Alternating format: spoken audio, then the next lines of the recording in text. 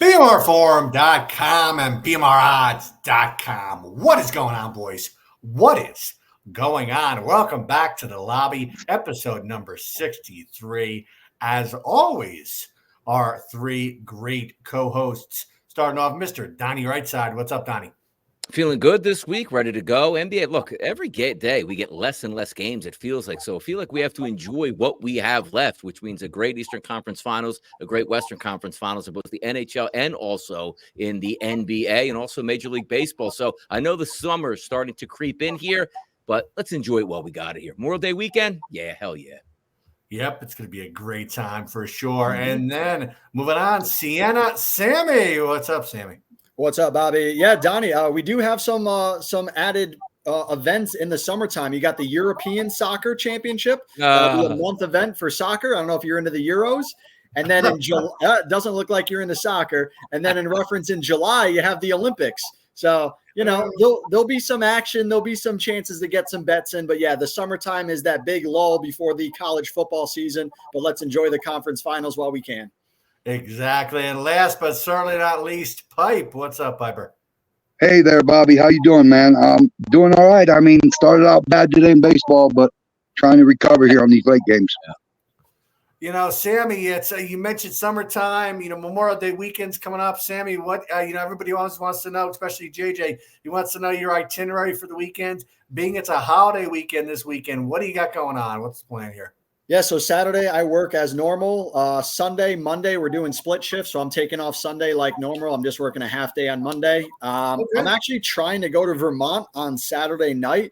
One of my buddies lives about 2.5 hours away. He's a big Oilers fan. Obviously, I'm a Ranger fan, so Oilers game 2 will be Saturday night. So I'm going to try and go down to Vermont on Saturday night, hang out with him and his family for the night, and then come back on Sunday afternoon, probably just barbecue, normal plans.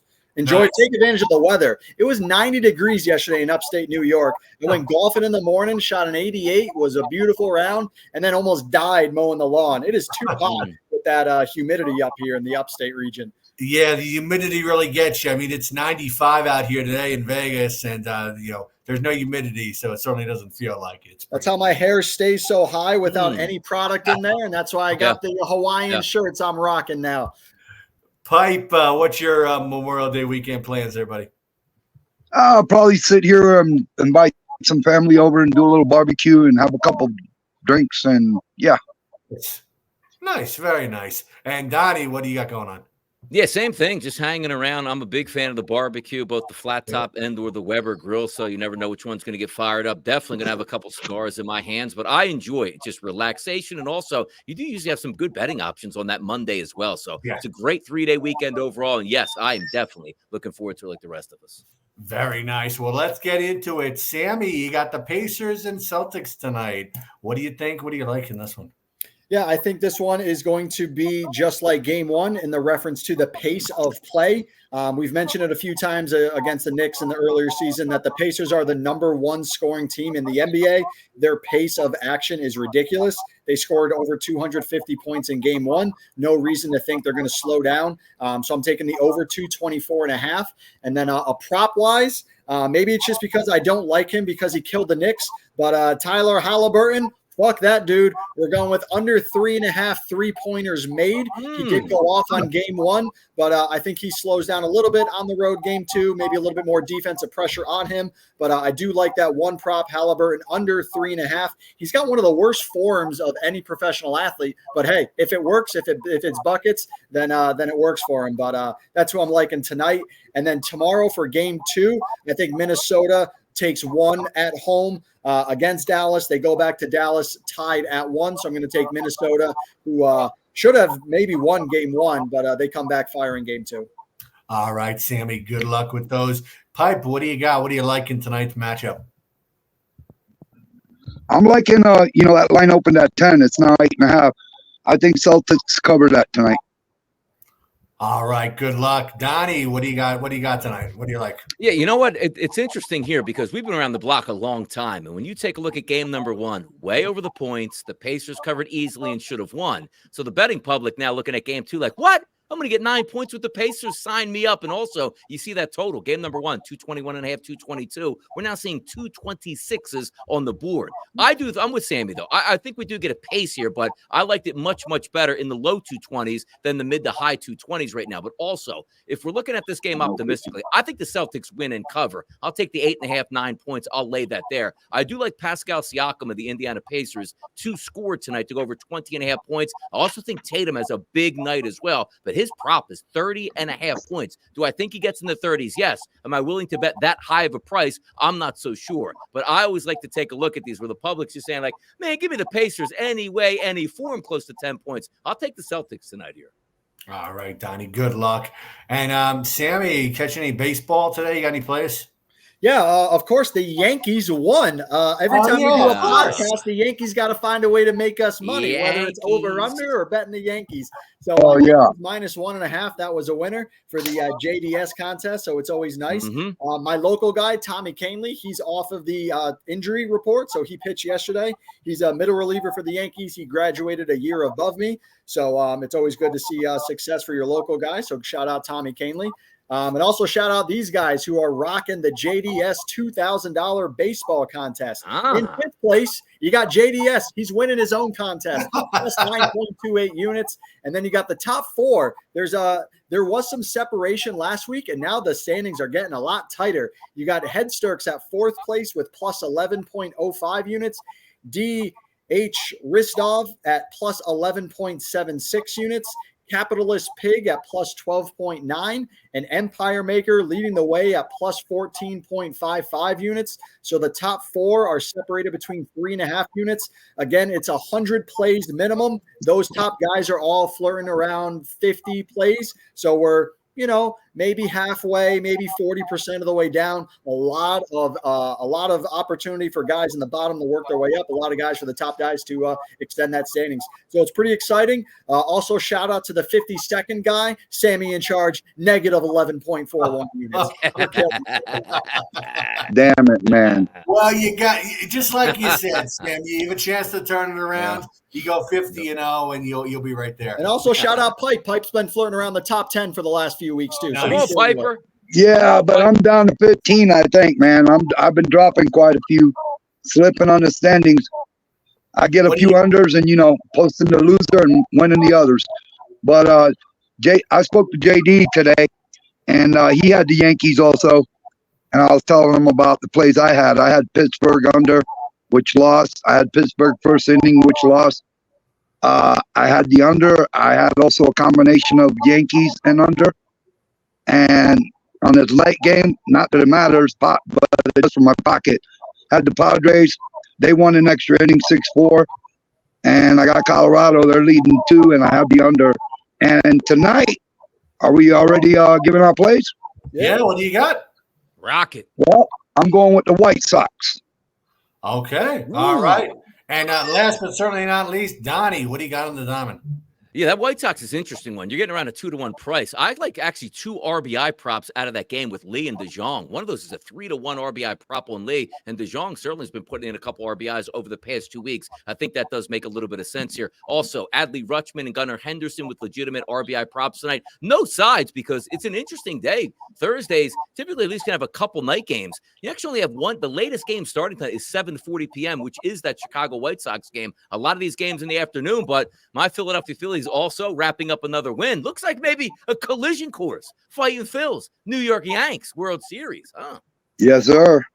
Speaking of a collision course, since you want to segue into that, Scottie Scheffler, Sammy, I know you're a big golf guy. What's your take on this whole thing? I mean, it sounds like those charges are going to be dropped. What was he even thinking?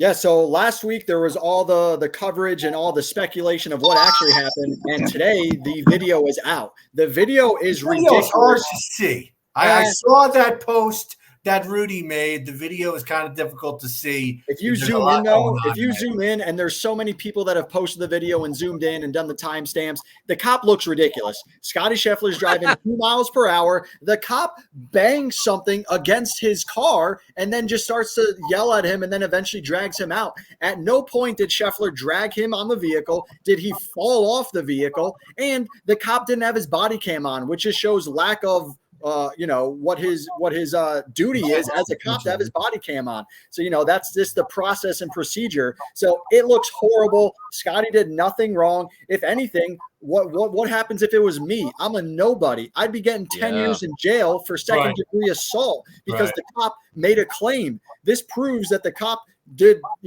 this is why people don't trust the police. I'm a police guy. I trust the police, but videos like this, situations like this, put that doubt in your mind. Scottie did nothing wrong. From a golf standpoint, the event was awesome. Xander Schauffele shot a course record 21 under, a walk-off 6-foot putt that lipped out and in. It was very exciting golf, tons of big scores, but it's sad that someone died, right? And then Scheffler gets arrested, and that's the talking point of this championship. When really Xander Schauffele put out a record-breaking performance that Tiger Woods never did in his heyday at 21 under par. It was really good golf. Him, Bryson, all those guys were up on top, and it was a fun weekend for golf, other than the Scheffler incident. It's definitely being overshadowed, though, because of the Scottie incident for sure.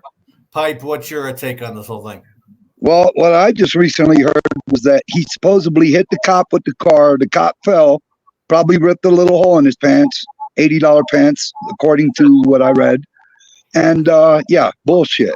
Why wasn't your cam on? He said he wasn't following orders, and Scott said he did follow the orders. So, innocent until guilty, man. Yeah, the cop shit himself. That's why he needs $80 pants. Yeah, bullshit. I call bullshit. Donnie, what's your take on this one? It was pretty wild because I get up early for my early morning show, and Jeff Darlington was breaking that story. I'm like, this has to be a fake story here. And the way Scottie Scheffler was getting arrested and arraigned down in the local precinct wherever he was going. But then we went live on the air, and we usually have a 3-hour show in the morning, which handles a lot of different sports here. We went an hour and a half live, had multiple people down there talking at Valhalla back to us on exactly what was going on. But Sammy's right about this. Like, I never have any issue with police, and if I ever have an encounter, I'm always respectful, and I'm a law-abiding citizen by all means at this point. But that is scary because if this was just a random pullover, like at a 7-Eleven or convenience store that didn't have anything, and it's your word against the cops, and you drug the cop, like you're doing time right there. So thank goodness that number one, Scottie Scheffler is, rich guy, number one, and people know him. But second of all, there was a lot of people around to see it. And also, you luckily had that video camera from across the street that showed the encounter. Because if it's your word versus the police officer's word in court, the judge and whoever is always going to uphold, like, no, this is what happens. And I'm not saying you would go to jail for 5 years, but if you're getting that on your record and you have to do any time for something you didn't do, that's the scary nature of it all. It's a shame it played out that way, and we had to have that distraction. But Sammy's right. An everyday citizen is not going to get the benefit of the doubt, because if that wasn't on camera and that's me or you, we got serious issues, and that's a problem. 100%. It's just like getting, false allegations against you. Yes. It's or horrible. you can't defend yourself. It's just your word versus their word, and it can go any way. Exactly. They did do something to the cop, but the attorney said he's not going to drop the charges. He's going to let it play out. Well, we can see how this plays out. Yeah, exactly. All these cops keep their cameras on all the time. So, Sammy, where's the proof, man? You gotta prove it. Exactly. I hate you. You gotta prove it. 100%. Sammy, did you catch any of the Preakness? Sees the gray with the big win, 2160 to win.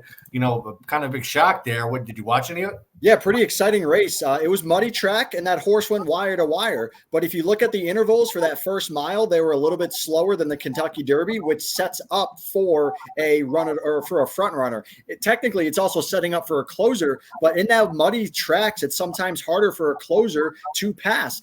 Sometimes it has to do with the jockey. Those horses are kicking up mud. The jockeys wear 3 or 4 pairs of glasses. I don't know if you guys know that, but when it's muddy, those they throw them off. They wear a ton of things of goggles. They can take them off throughout the race. But still, if their vision is a little bit skewed, they might not be able to hit that push at the exact moment. But a really good wire-to-wire win, and that horse has already announced that he's going to run in the Belmont. So it's going to at least set up for an exciting Belmont. It's not going to be the Triple Crown, but there's still Triple Crown. Saratoga. Donnie, did you catch the race? I did catch the race. And again, I'm not a horse racing guy, but if there's 3 weekends out of the year that I do watch horse racing, it's for the Triple Crown. And I always root for obviously in the Kentucky Derby, we know somebody's going to win it. You hope they go to the Preakness, don't skip it and go to the Belmont, which we've seen in the past, which keeps that Triple Crown alive. But I do enjoy like the bigness of the races, particularly with the Preakness. It's a huge race, but like the Kentucky Derby, we don't have 20 plus horses in. You only have, half dozen, 6, 8 horses race. So I always find it quite interesting. I've been to the Preakness in the mid 90s, so it's a pretty cool environment over all there in Baltimore. I did catch it here, was rooting for a Triple Crown, obviously, but we didn't get that, but still got a pretty good race. Yes. Pipe, did you catch any of the race? I didn't bother with this one. Okay. I just saw the replays. All right. Awesome. And Sammy, just a quick shout out to you. Thank you for your tennis event coming up, $150 tennis contest. And you mentioned JD earlier is in 5th place in his own contest. Sammy, what's your take on that? Do you think, not just JD specifically, but do you think if guys make contests and events here, do you think they should skip them? I mean, why be in your own contest? I think it's also the participation from a gambler aspect. Contests are contests. Now, I'm promoting a contest. I am not eligible for prizes. Same with JDS. But I think it's the fun of the competition of, hey, there's a contest out there, and there's a way to track it on a standings leaderboard. So from a pride standpoint, from a gambler standpoint, you want to see your name on that leaderboard. Even if I'm not getting the prize for myself, I still want to see how I do if it wasn't my money being put up. But yeah, the French Open starts on Sunday. So for the next 3 Grand Slams, there'll be a $150 contest, winner take all. You take 4 men, you take 4 women, you get points based on how they do throughout the tournament. The most points wins. And I think it's a fun contest to at least get some people looking at the tennis, maybe get the tennis thread going, looking at daily winners and daily bets. Right now, the tennis thread, we're up over 20 units on the year, nice. 19 units alone on the clay surface. And obviously the French Open is the last event for the clay. Ironically, the Olympics this year, which is in Paris, will be at the French Open. So for the French, or for the tennis Olympics, it's going to be also another French Open. So there'll technically be 2 French Opens this year, one of them for tennis and one of them for Olympic gold. But yeah, $150. It's a free entry. Why not? It's free. It's a free way to win real money. And all you got to do is just pick some entries to participate. Exactly. And thank you again for organizing and running that there, Sammy. Speaking of money, I don't know if you guys saw the story already. Antonio Brown filed for bankruptcy today. Donnie, fuck that guy. I mean, he was supposed to own the Albany Firebirds or the Fire Team, whatever team they're right. Like, obviously, that's from my area. I grew up watching the Albany Firebirds. Indoor that minor league team? Yeah, they're like the. I mean, it's semi-pro. Yeah. It's Arena 2, maybe? Arena football. That's what it is. He didn't pay anybody there either. Yeah, the Albany River Rats were there. They were a hockey team, I think, for the Devils. Now you got the Albany Firebirds. I forget what the team name is now, but they won the Super Bowl the year beforehand. And then Antonio Brown takes over ownership, refuses to pay the players, and now the whole team, dismantled, and now they're back up. But yeah, that dude is the worst. He's the worst on social media. His CTE is just running through his veins, and I'm surprised. I guess I'm happy that bankruptcy is the report that we're seeing, because I really thought that he was going to kill someone or be killed based on all the madness of his life. Right, Donnie, what do you think? Yeah, if there was one athlete that was make a lot of money and within a few years of leaving their league would go broke, it probably would be Antonio Brown. You have multiple kids, you have multiple lawsuits. It feels like all the time this is taking place. It's no surprise to me at this point, because if you're spending wildly out there, but that money is not coming in, because the one thing we do know, Antonio Brown is not getting endorsements in retirement right now. So that money drained quickly. And it wasn't like I saw, oh, wow, look at that. I can't, like Tom Brady saying I'm bankrupt. Boy, that would really be stunning at this point. Antonio Brown going bankrupt, no surprise whatsoever. Pipe, what do you think? Well, he earned $80 million over his career. And listen, guys, he had it made. He was on top of the world when he was playing with Pittsburgh. He lost his mind for some unknown reason because, look, the Raiders offered him a $100 million contract, and he walked away from that. Yeah. Yeah. And then what does he do? He goes to the Patriots. They come up with some other bullshit. They get rid of him, and he ends up on the Jets. And then, with Tampa, and you still won a Super Bowl. Okay, he came in middle of the year.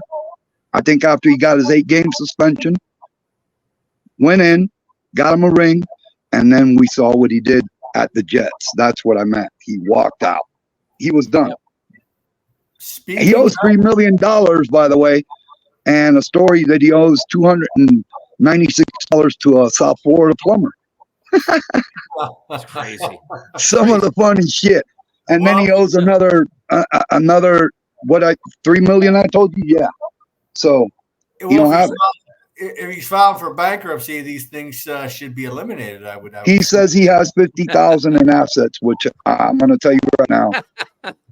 Hey, listen, bankruptcy's the way out. Well, speaking of a guy who has plenty of money, let's talk a little LeBron James. Speaking of that, Sammy, I think you had posted in that thread, that he's thinking there's apparently a Saudi team that's thinking of getting Bronnie and his father for $900 million. Crazy. I mean, I don't personally see it happening. I saw that in the NBA. I don't believe it. I didn't see that story. Jeannie posted it. I think that's ridiculous. Yeah. The Saudi have unlimited money, and obviously they're going after whoever. LeBron won't go there. I think the negative of this whole situation is ESPN and their just love affair of LeBron. It's not fair to the real top 5 picks of this current NBA draft. Can any of you guys name the top 5 picks? No. Or anyone that's in the top 5? Because no one is getting coverage. Bronnie had a good, when he went through the combine, he had a good combine, but he's still the 50th, 60th ranked guy in the game. Yeah. Who's a top 5 player? So even if you don't agree on who the number 1 pick is, who the number 2 is, who are they? No one knows who they are because none of the social media people, none of the guys' jobs that reports on them wants to report on it. They just want to talk about LeBron. They want to talk about Bronnie. It's just ruining, the other guys that are actually deserving of the top 10 picks that aren't getting any coverage. That guys like me, guys like you that want to learn them so that we can introduce them for the NBA and know about them, have no idea who's coming out. And to get an opportunity. Yeah, exactly. I agree.